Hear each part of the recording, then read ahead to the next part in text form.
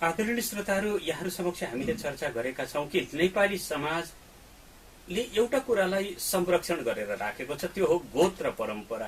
गोत्र परम्परा त संरक्षण गरेर राख्यो, तर गोत्रमा रहेको गो के हो त्यसको खोजीका लागि, त्यसको ज्ञानका लागि कसैले सोध्यो कि गो तिम्रो के हो, त्यसपछि लरबराउन सुरु गर्छ।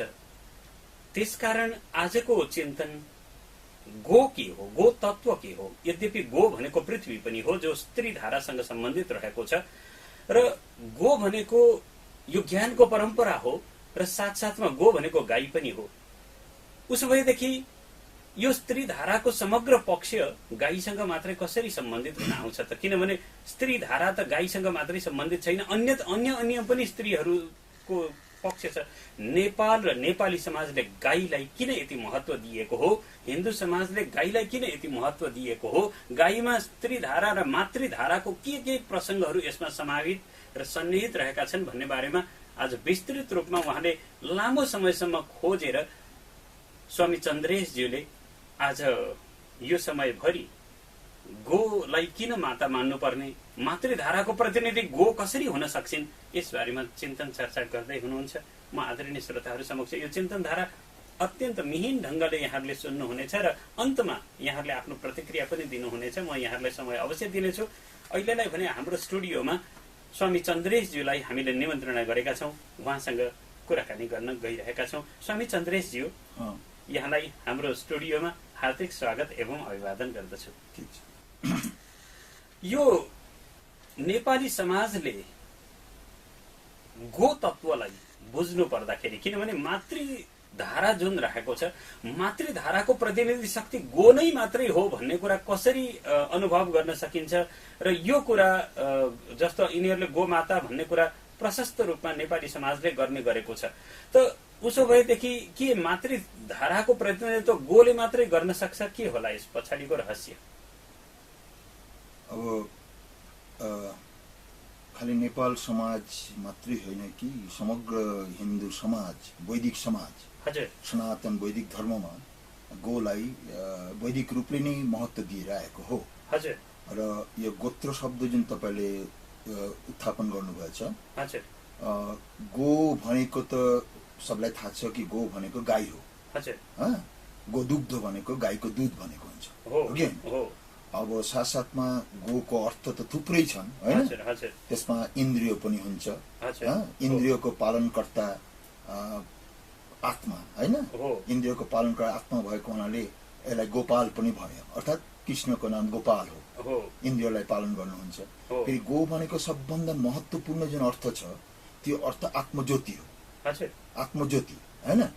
अब यो गोत्र शब्द जुन तपाईले लानुभएछ, यो गोत्र शब्दको अर्थ यो भयो जसरी शाण्डिल्य ऋषिले जुन विद्या दिनुभयो, या याज्ञवल्कले जुन विद्या दिनुभयो बृहदारण्यक उपनिषदमा, शाण्डिल्य ऋषिले जस्तो भन्नुहुन्छ, सर्वम खल्लिदं ब्रह्म तज्जलानिति शान्त उपासित अथ खलु कृतिमयं पुरुष यथा क्रतुरस्मिन् लोके पुरुष भवति तथैत प्रत्य भवति स क्रतुं कुर्वीत। अतः संसारमा सबभन्दा ठूलो उपासना के त सर्वत्र ब्रह्म चिन्तन गर्ने, शान्त भएर, र ब्रह्मबाटै सबै कुराको उत्पत्ति भएको हो र प्रतिपालित पनि भएको हो ब्रह्मबाटै, र सबै ब्रह्ममै विलीन हुन्छ भन्ने विचार राख्ने नै सबभन्दा ठूलो क्रतु हो।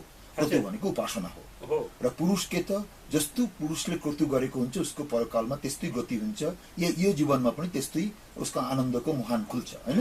त्यसकारण क्रतुं कुर्वीत, सबैलाई उपासना गर्नुपर्ने रहेछ हैन। अब यो जुन विद्या शाण्डिल्य ऋषिको हो, यो विद्याको परम्परामा जो मान्छेहरू बसेको हुन्छ तिनीहरूले भन्छ हाम्रो गोत्र शाण्डिल्य गोत्र हो, हैन, शाण्डिल्य गोत्र हो। अब गो भनेको त ज्योति भइहाल्यो, ज्ञानको ज्योति, त्र भनेको मुक्ति, गो प्लस त्र, जसरी चरित्र, चर भनेको हिँड्नु, त्र भनेको मुक्ति पाउनु, अर्थात् यस्तो बाटोमा हिँड कि जुन बाटोमा हिँडेपछि तिमीलाई आदि भौतिक, आदि दैविक, आध्यात्मिक सबै किसिमको दुःखबाट मुक्ति प्राप्त होस् हैन।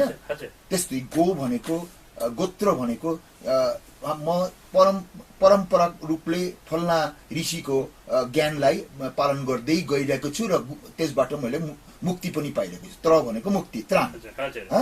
त्यो यही हो गोत्रको अर्थ कि कोही भरद्वाज गोत्र हुन्छ, कोही शाण्डिल्य गोत्र हुन्छ, कोही याज्ञवल्क्य गोत्र होला हैन, काश्यप गोत्र होला, काश्यप गोत्र पनि छन्, विभिन्न यो गोत्र हैन।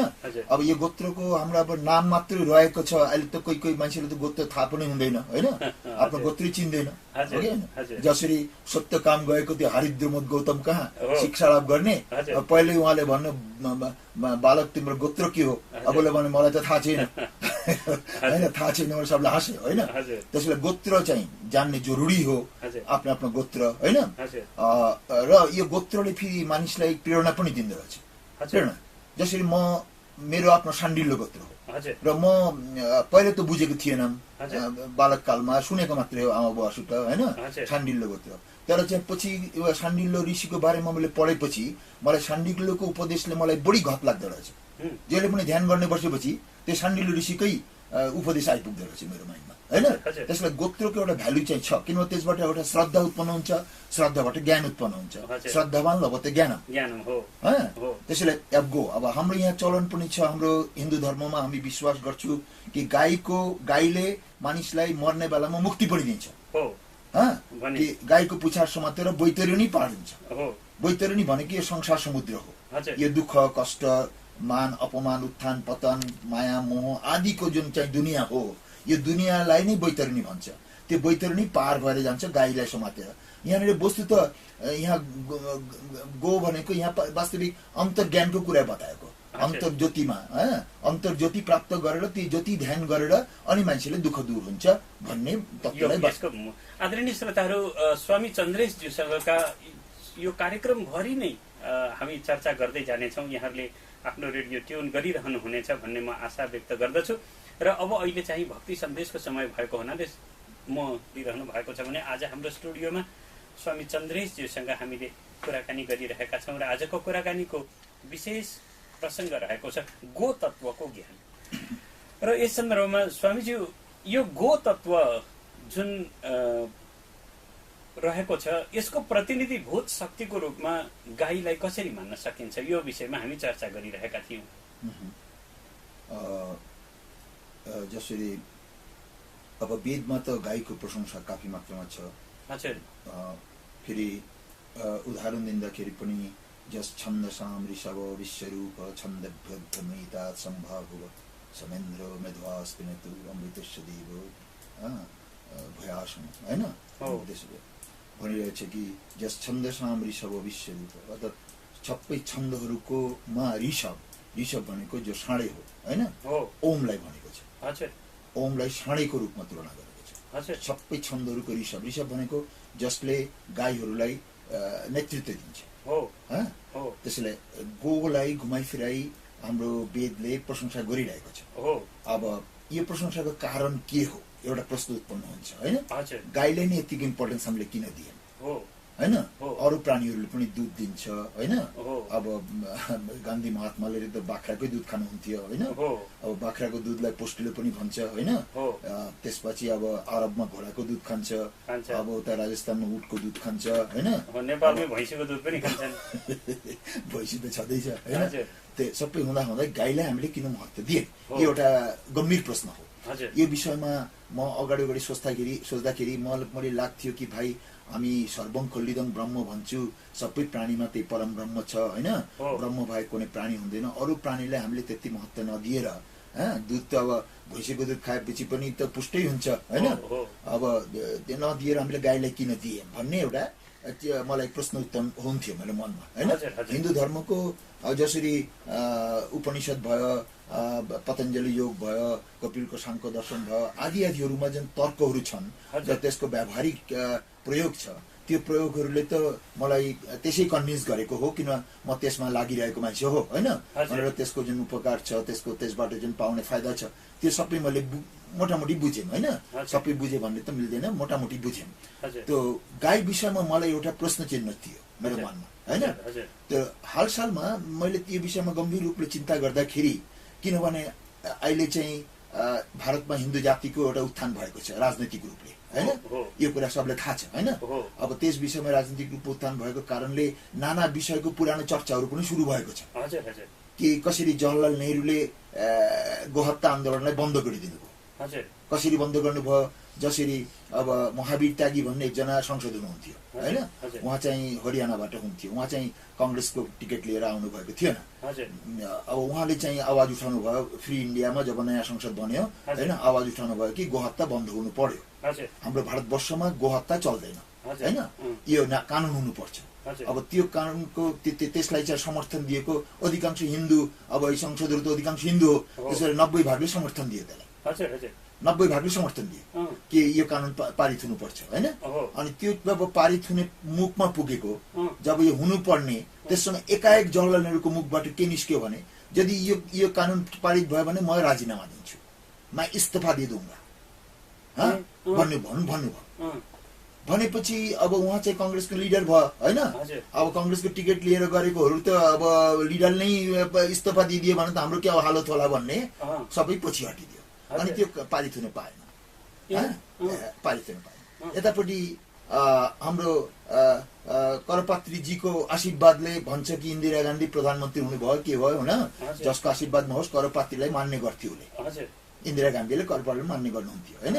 मान्ने गर्थ्यो करपात्रीलाई। अब त्यही करपात्रीले चाहिँ गोहत्ता आन्दोलन उठाउनु भयो एक फेरा, दिल्लीमा भयंकर भयो, त्यसो हामी स्कुलमा पढ्ने गर्थ्यौं, हैन? अनि विशाल त्यो साधुहरूको त्यो पत्रिकामा फोटोहरू अझै मलाई याद छ, हैन? त्रिशूल सिशूल लिएर गोहत्ता बन्द हुनुपर्छ भन्ने गर्नुभयो, हैन? गरे। तर इन्दिरा गान्धीले त्यसमाथि गोली चलाउनु भयो, त्यही करपात्रीमाथि नै गोली चलाइदिनु भयो, गोली चलाइदिनु भयो। दिएपछि अब त्यो आन्दोलन पनि बन्द भयो, इन्दिरा गान्धीले त्यो आन्दोलन बन्द गरिदिनु भयो गोलीसोली चलाएर। करपात्री मर्नु त भएन गोलीले, तर गोली चल्यो, अनि साधु पनि कोही मर्यो, हैन? त्यो बडा दुःखद घटना घटेको थियो। अनि मान्छेले भन्छ अहिले त्यो हिन्दूवादीहरूले भन्छ कि इन्दिरा गान्धीले 32 वटा गोली खाएर उहाँले आफ्नो घरैमा मर्नुभयो, हैन? त्यो त्यसैको पापले आफ्नै गुरु मान्नेलाई गोली चलाइदिने उसको आन्दोलनमा, त्यसैको पापले उल्टा फल आइपुग्यो र उहाँको मृत्यु त्यसैले भयो भन्ने चर्चा पनि छ, हैन? त्यो वक्तव्य यो हो कि गाईलाई हामीले हिन्दूले यत्रो मान्नु पर्नेको के जस्टिफिकेसन छ? एउटा कुनै लजिक त हुनु पर्यो, बिना लजिक त कुनै कुरा हुँदैन। हाम्रो हिन्दू परम्परामा जे कुराहरू आएको छ सबैको पछाडि एउटा वैज्ञानिक जुक्ति रहेको छ, हैन? अब मैले विचार गर्दाखेरि के पाएँ भने कि जसरी आज विश्वमा, समग्र विश्वमा, हैन, वैज्ञानिकदेखि लिएर साहित्यिकदेखि लिएर, हैन, त्यसपछि राजनीतिक मान्छेहरूदेखि लिएर विश्वको प्रसिद्ध मान्छेहरू, जसरी भोल्टेयर राजनीतिक मान्छे पढ्नुभयो, हैन?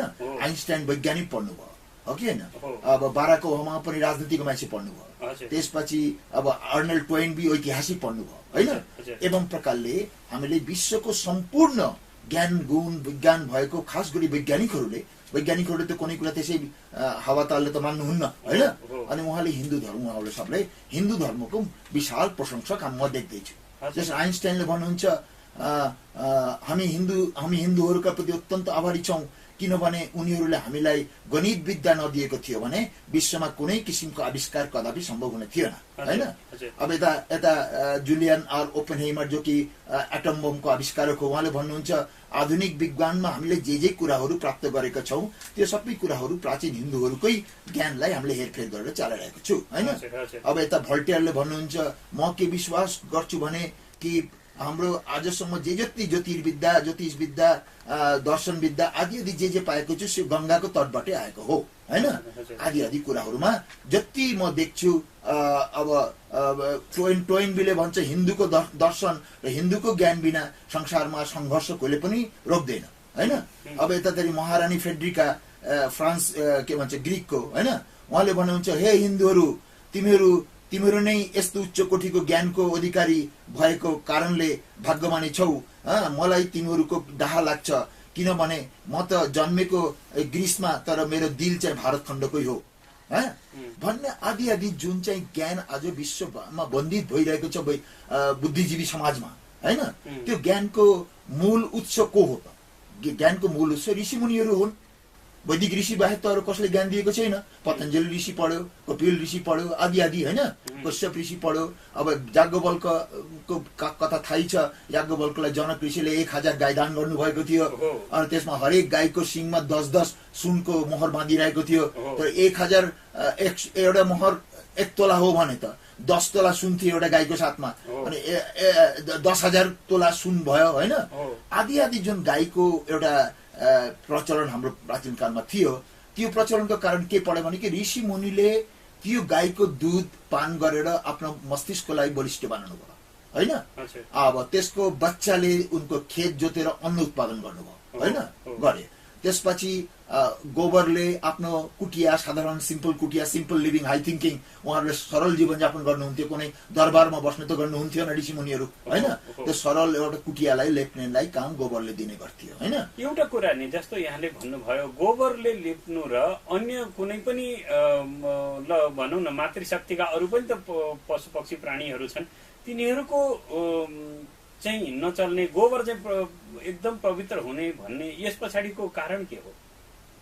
अब जस्तै तुलसी तपाईले सोध्यो भने तुलसीको पात खाने रुगा लागेपछि तुलसीको पात खाएर के हुन्छ त? अरू चुत्रो सुत्रोको पात खाए पनि हुन्छ नि त। चुत्रोको पात पनि त पातै हो नि त, भने जस्तो हुने गयो हैन। यसको प्रभाव नि कि प्रभाव देख्दै आयो नि त। प्रभाव फिलिङ छ नि त, हरेक कुरा फिलिङ छ नि त। तपाईको कान्तिपुरको रेडियोमा म जति आनन्दसित आउँछु र आफ्नो घर जस्तो सम्झिन्छु त्यस्तो अरू रेडियोमा गर्दैन नि त, किनभने यही माइक्रोफोनमा म बसिसकेको छु, कति फेरा चिनिसकेको छु हैन। अब प्रश्न आयो कि गाईकै दुधको, गाईकै घिउले हवन गर्नुभयो ऋषिले, गाईको दुध पान गर्नुभयो, कुरा बुझ्नु भएन? मुख्यतिर त्यहाँ आयो। अब यो प्रसङ्ग के आउँछ भने कि गाईकै किन भयो? अब बाख्रा पनि थियो, भैँसी पनि थियो हैन। अब भैँसीको राङ्गको रूप देख्ने, भैँसी राङ्गको रूप देख्ने र एउटा साँडेको रूप देख्ने, कुकुद भएको, त्यो विदेशी होइन, कुकुद लेपेको भनेको त्यो जुडो लेपेको होइन कि जुडो उठेको एउटा साँडे देखेपछि मानिसको जुनसुकै त्यो साहित्यकार होस् या कलाकार होस्, जसकै पनि मनमा आनन्द हुन्छ। एउटा स्वास्थ्य साँडे देखेपछि उसको सम्पूर्ण अङ्ग देख्दाखेरि हरेक अङ्गमा आँखा पढेपछि स्थिर भइहाल्छ। उसको आँखा देखेपछि, उसको सिङ देखेपछि, उसको जुन एउटा आर्टिस्टिक स्टाइल रहेछ नि त, त्यो आर्टिस्टिक स्टाइल त भैँसीमा राङ्गोमा पाइँदैन हैन। त्यस्तो एउटा पवित्रता हैन। त्यसको गाईतिर ताकेपछि, उसको आँखा देखेपछि, उसको चालचलन देखेपछि हैन, उसको हम्बा आवाज सुनेपछि हो कि होइन, मानिसको भित्रमा जुन एउटा उद्दीपन हुन्छ। हामी त गाई पालेको त्यति साह्रै मान्छे होइन, हामीले अहिले गाई पालेको थियौँ, पाल्ने गाह्रो देखेर हामीले चाहिँ दान गरिदियौँ हैन। अब ठुलै गाई पालेको थियौँ हैन, त्यसो आखिर दान गरिदिउँ किनभने खर्च बढी हुन्छ, जग्गा पनि कम्ती छ हैन, त्यस्तो गऱ्यौँ। किन्तु वास्तविक एउटा गाई खेतमा चोरिरहेछ, 2-4वटा गाई त्यो हेर्ने र 2-4वटा भैँसी चोरिरहेको, दुईटामा ताकेपछि आफ्नो मनले एउटा फिलिङ उत्पन्न गर्छ नि त। जसरी एउटा सुन्दरी नारीतिर ताकेपछि हाम्रो मनबाट फिलिङ उत्पन्न हुन्छ, एउटा सुन्दर बालकतिर ताकेपछि हाम्रो फिलिङ उत्पन्न हुन्छ हैन। यो फिलिङले त दुनियाँ चलिरहेछ नि त, भाइब्रेसनले। त्यो गाईको जुन भाइब्रेसन आउँछ त्यो बाख्राबाट या भेडाबाट या भैँसीबाट आउनेवाला छैन भन्ने म स्वयं एकजना आर्टिस्ट भएको कारणले हैन, कविता पनि लेख्छु, त्यो मलाई त्यो फिलिङ लाग्छ एउटा गाईको हैन। अब प्रश्न यो आयो कि गाईलाई नै हामीले मान्यौँ, किन बाख्राको दुधमा पनि पोसिलो थियो, हामीले पोसिलोको हिसाबमा हिरे भएर भने त बाख्रालाई मान्नुपर्ने थियो, त्यो होइन।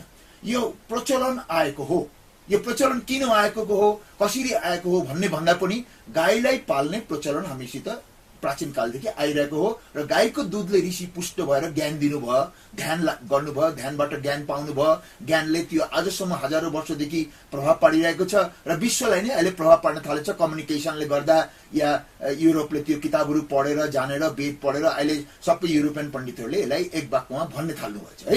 त यो जुन प्रशंसा पाएको हामीले हिन्दू धर्ममा हैन, एउटा इज्जत, हामीले त हाम्रो धर्मले त कसैलाई पैसा दिएर या गरिबीलाई शोषण गरेर उसलाई यो दिन्छु त्यो दिन्छु भनेर प्रलोभन देखाएर धर्म परिवर्तन गर्ने त हाम्रो समाजले गर्दैन, हिन्दू धर्मले गर्दैन।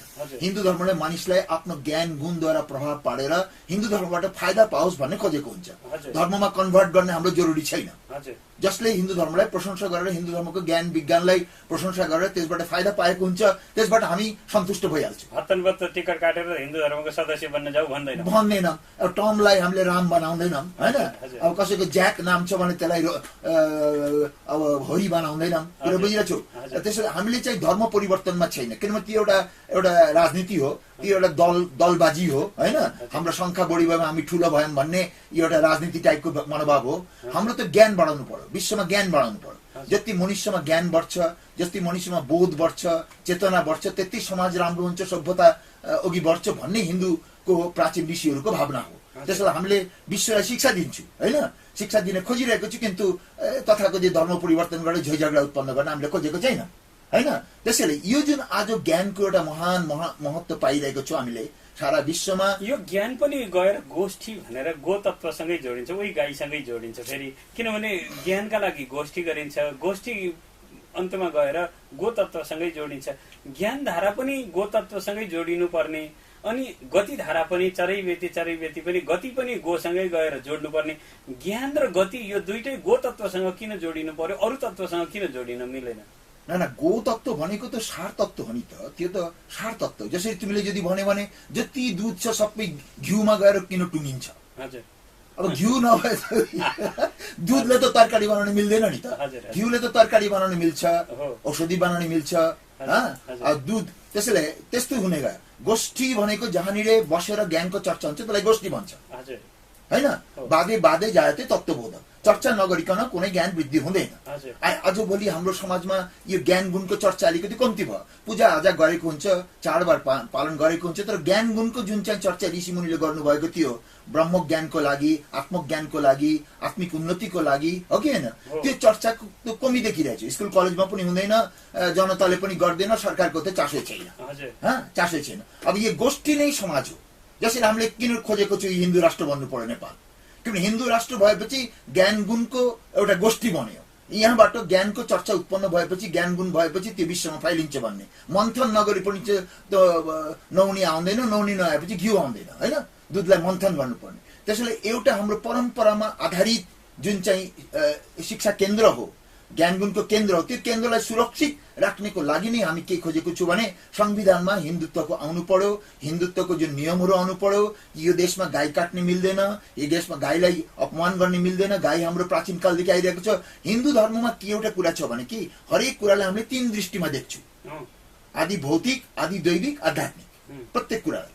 जसरी अग्निलाई हामीले आदि भौतिक दृष्टिमा हेऱ्यो भने के भन्छु भने यसबाट हामीले खाना पकाउँछु, यसबाट हामीले चिसो भएपछि जाडो हामीले आगो ताप्छु, त्यसपछि फलामको कामहरू हुन्छन् आदि आदि। अब आदि दैविकमा हामी हेऱ्यौँ भने के देख्छौँ भने कि सर्वत्र अग्नि छ, अग्नि नभइकन कुनै वस्तु हुँदैन, र मानिसको शरीरभित्र पनि तेज छ, अग्नि छ हैन, अग्नि छ। त्यसैले अग्नि सर्वत्र छ भने यो देवता, देव भनेको स्पष्ट देखेको कुराहरू, दीप शब्द उज्यालो हैन, सूर्यलाई हामीले उज्यालो भन्छौँ, अब चन्द्रमालाई उज्यालो भन्छ, नक्षत्रलाई उज्यालो भन्छ, पृथ्वीलाई देव भन्छौँ हैन। तर जे कुराले हाम्रो जीवनमा हामीलाई मद्दत गरेको हुन्छ प्रत्यक्ष रूपले त्यो सबै हाम्रो लागि देवता हो।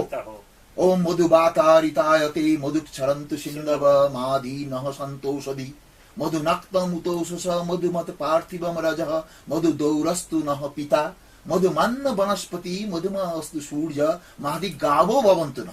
यहाँ गाईलाई नै हामीले मधु भनेको हो, ईश्वरको रूप भनेको होइन। किनभने गाईबाट प्रत्यक्ष रूपमा हामी दुध पाइरहेको छु, यो पाइरहेको छु, र त्यो परम्परामा आइसकेको हो होइन। जसरी युरोपमा कुकुरलाई मान्छ, हाम्रो समाजमा कुकुरलाई मान्ने, कुकुरलाई त हाम्रो वेदमा पनि छ, सरमा, इन्द्रको कुकुर सरमा हो होइन। सरमाको बारेमा पनि वेदले चर्चा गरेको छ, कुकुरलाई दुःख दिन भएन। तथापि हाम्रो समाजमा कुकुरको प्रयोग त्यति भएन, तर चोर डाका कम्ती भयो, झुट भन्ने कम्ती भयो। म्याकालयले नि त्यही अब 18th सेन्चुरीमा म्याकालयले नि भनिसकेको छ, 18th सेन्चुरीमा 1835 होइन 35 त्यसले म्याकालयले भनिसकेको छ सारा भारतवर्ष भ्रमण गरेर म कुनै झुट भन्ने मान्छे पाएन, चोरी गर्ने मान्छे पाएन। त्यसैले हाम्रो समाजमा कुकुरको त्यति महत्त्व आएन, कुकुर पाल्ने। किन्तु युरोपमा कुकुरको महत्त्व आयो, किनभने त्यहाँ काउबयहरू हुन्छन्, गाङ्गलिएर हुन्छन्, त्यो सुनको लागि दौडधुप हुन्छ, त्यहाँ जसलाई पारे गोली ठोकेर लुटी लिन्छ, यस्तो यस्तो थियो नि त्यो युरोप एक जमानामा। त्यसमा कुकुरले उनको सिक्युरिटीको काम गरेको कारणले कुकुरलाई उसले महत्त्व दिएको। घरमा कुकुर गाई भन्दा पनि कुकुरको महत्त्व भयो, कुकुर महत्त्व भयो। भनेपछि हाम्रो घरमा पनि हामी कसलाई महत्त्व दिन्छौँ त्यस अनुसार हाम्रो जीवनचर्या, हाम्रो साहचर्या उठबस हुने भयो। अब गाईबाट जब हाम्रो समाजको युरोपले वैज्ञानिकलाई महत्त्व दिन्छ, राजनीतिकलाई महत्त्व दिन्छ, हाम्रो समाजमा महत्त्व दिन्छ ज्ञानी गुणीलाई, हैन, ज्ञान प्राप्त, आध्यात्मिक ज्ञान प्राप्त गरेर ऋषिलाई, ओके, हैन, विज्ञान पनि दिनुभएको छ उहाँहरूले, हैन, युरोपले स्वीकार गरिरहेको छ कि हिन्दू विज्ञान हामी प्रयोग गरिरहेको छौँ। यही ज्ञान विज्ञान दिने ऋषि मुनिहरूको जीवन यात्रामा सबभन्दा ठुलो भूमिका खेलेको गाईले, जसरी तुलसीले गरेको जे कुराले जीवनमा सबभन्दा जीवनलाई सजिलो पार्ने, निरोग राख्ने, शान्तिपूर्ण राख्ने प्रयोग गरेको हुन्छ, त्यसलाई हामीले देवताको रूपमा मानेको छु। एकछिन समयतिर ध्यान दिउँ।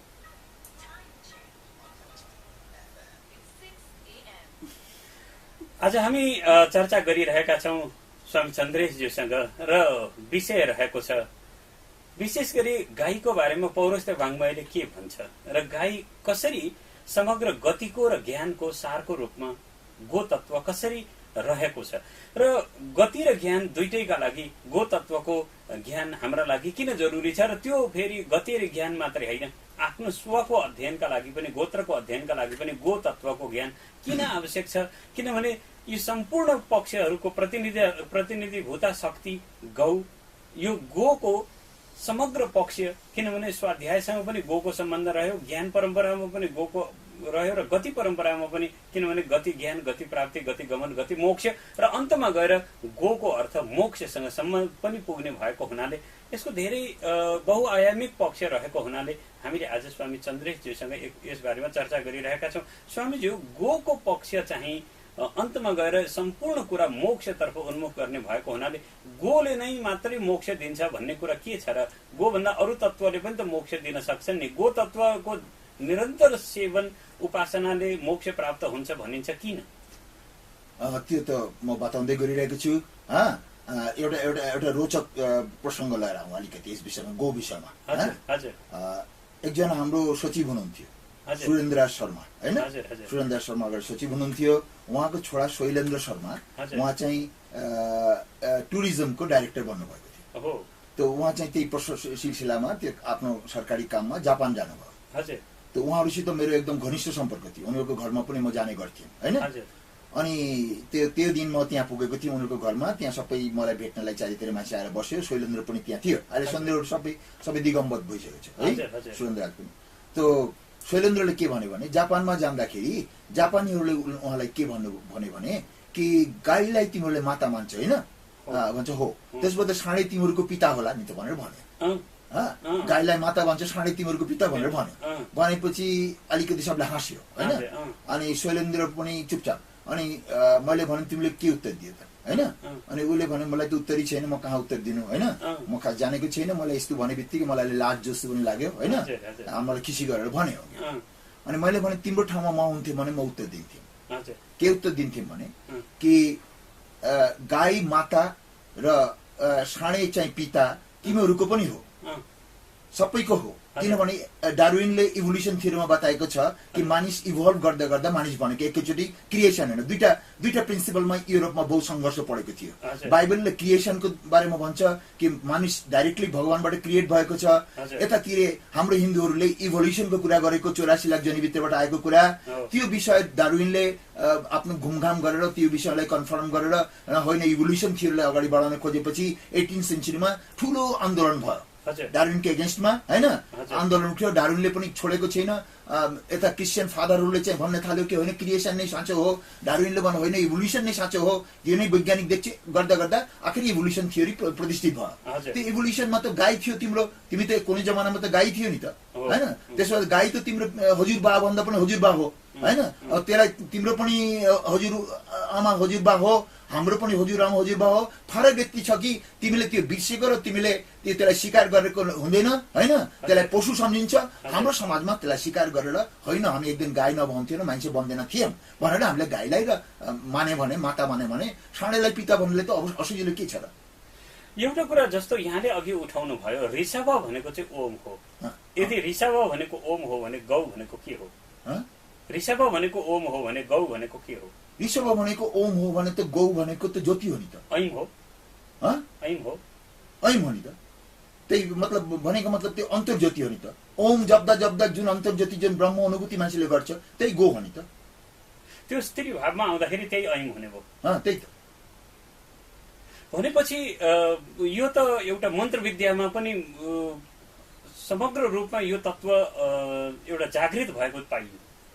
यो व्यावहारिक कुरा हो नि त। भनेपछि यदि ऋषभले खेत जोत्दैन भने हामीले अन्न पाएर शक्ति कहाँबाट पाउने त?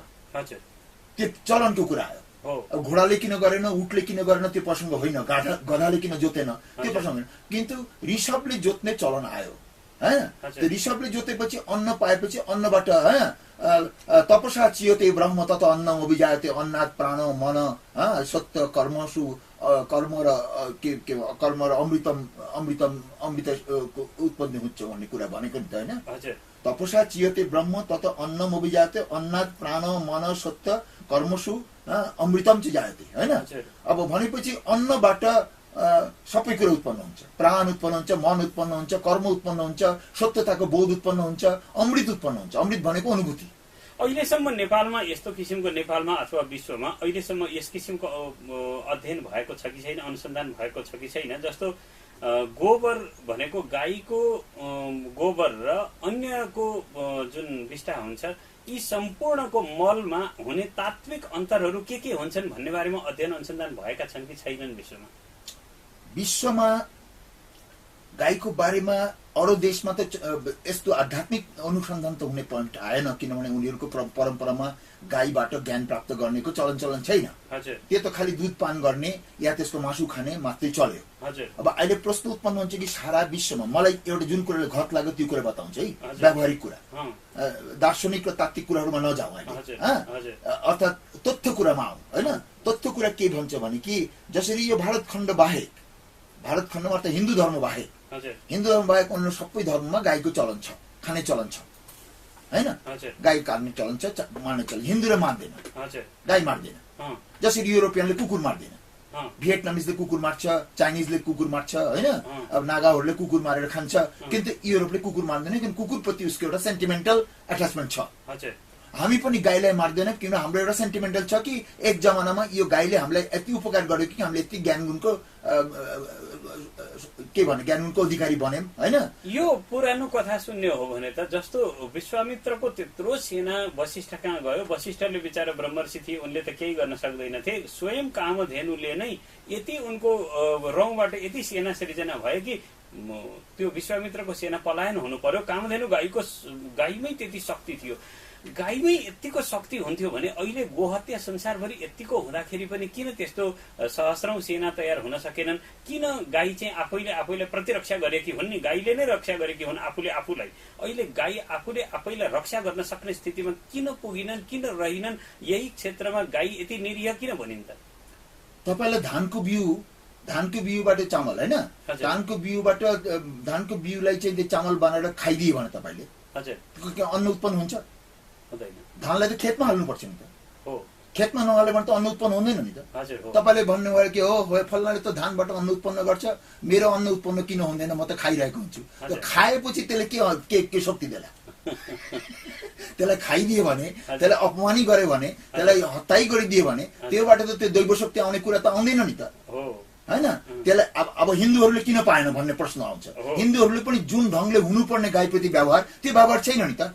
प्लास्टिक खाएर बाटोमा मोडिरहेको हुन्छ हैन। एक वर्षमा एकपल्ट गाई पूजा आउँछ, माला एउटा चढाइदिएको हुन्छ, गाईहरू दुब्लो हुन्छ। त्यो पनि अब पहाडतिर गाई छौन्जेल दुयो अनि अलिकति बुढो भइसकेपछि आफू खान्छ, आफूले खाएन भने बेचिदिन्छ। त्यसको प्रयोजन त बेच्नुको प्रयोजन, बुढी गाई बेच्नुको प्रयोजन सबैलाई थाहा छ। भनेपछि हिन्दूहरूले पनि त गाईलाई सम्मान गरेनन् नि नेपालमा, होइन? गरेन।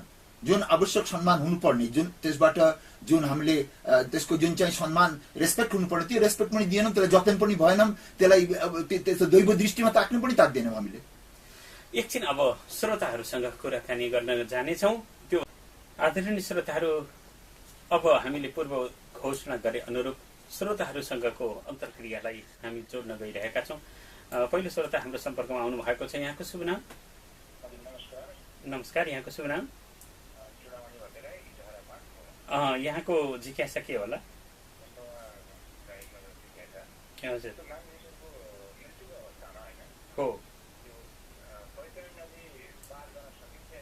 बैतरणी भनेको नदी भनेको यो संसार माया मोह काम क्रोध यी आदिले जुन मान्छेलाई बाँधिराखेको हुन्छ, जस्तै यो बन्धनमय संसार, यो संसारको गतिधारा, यसलाई चाहिँ भौतिक जगतमा जुन मान्छेले मोह मायामा फँसेर जीवन बिताउँछ, यो चाहिँ बैतरणी भयो। यो तार्न सक्दैन, अनि त्यसकारण बैतरणी भयो अथवा नतर्न सक्ने, तर्न नसक्ने। अब यसमा गोको साथमा सम्पर्क के आउँछ भने, जीवन यात्रामा भौतिक जीवनको साथमा यदि मान्छेले केही न केही आध्यात्मिक साधना गर्छ भने र अन्तर्ज्योति प्राप्त गर्छ भने, जो अन्तर्सुख अन्तराळम अन्तर्ज्योतिरेव च सहयोगी ब्रह्म निर्वाणं ब्रह्मभूत अधिगच्छति भन्छ।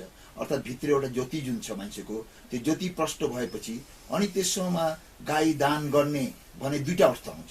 एउटा अर्थ के आउँछ भने कि जुन गाईको दुध खाएर, जुन गाईको घिउले हवन गरेर आदि पुण्य कर्महरू गरेर मानिसले ज्योति पाएको, त्यो गाईलाई दान गर्ने पर्यो। अर्को चाहिँ गो भनेको ज्ञान पनि हो। त ज्ञान दान गर्ने जुन ऋषिहरू हुन्छन् तिनीहरूले सजिलैसित बैतरणी पार हुन्छ, किनभने ज्ञान दान गरेपछि सबभन्दा ठुलो दान भयो। अर्थदान, अन्नदान, वस्त्रदान, धर्मदान भन्दा ज्ञान दान सबभन्दा ठुलो भयो। यो कुरा पनि अलिकति उ छ, गोविन्द हो कि गोदान हो? गोविन्द भन्यो भने गाई प्राप्ति गर्ने कुरा हो, गोदान भन्यो गाई दिने कुरा हो। गाई गोविन्द हो कि गोदान हो? अरे राम नकमाएकोले दान कसरी गर्ला? हजुर, जसले पैसै कमाएको छैन पैसा दान कसरी गर्छ? गोविन्द भनेपछि पहिले ज्ञान कमाउने, हजुर, यो गाई पनि अर्जन गर्ने। अब जसरी याज्ञवल्क्य ऋषिले गाई पनि ज्ञान पनि प्राप्त गर्नुभयो, गाई पनि प्राप्त गर्नुभयो, अनि जाँदाखेरि उहाँले गाईहरू दान गरेर जानुभयो, होइन? उहाँले घरबाट सन्यास लिँदाखेरि होइन म गाईहरू सबै बाँडिदिन्छु भन्ने कुरा आयो, होइन? भनेपछि ज्ञान दान गर्ने त्यस जमानामा हाम्रो चाहिँ गाई चाहिँ मान्छेहरूको एउटा सौभाग्यको लक्षण थियो। भनेपछि यसका तीनटा कुरा रहे। पहिलो चरणमा गोविन्द पहिला प्राप्ति गर्नु पर्यो, त्यसपछि गोपाल, त्यसपछि पालन गर्नु पर्यो, अन्तमा गोदान। यो तीनटा कुरा गरेपछि मानिसहरूलाई बैतरणी पार हुन सजिलो हुन्छ। न कि जिन्दगीभर पाप गर्यो, अन्याय गर्यो, खायो पियो, मस्ती मजा गर्यो, त्यसपछि मर्ने बेलामा एउटा गाईलाई दान गर्दैमा मुक्ति हुन्छ भन्ने म चाहिँ त्यति पताउँदैन क्या, होइन? जीवनमा पनि गोको केही सेवा हुनु पर्यो। गोको सेवा भनेको एकापट्टि गाईको सेवा गर्यो, अर्कोपट्टि ज्ञानको चर्चा गर्यो। अब अर्को श्रोतासँग जाउँ। यहाँको शुभ नाम भन्नुहोस्, यहाँको जिज्ञासा के होला?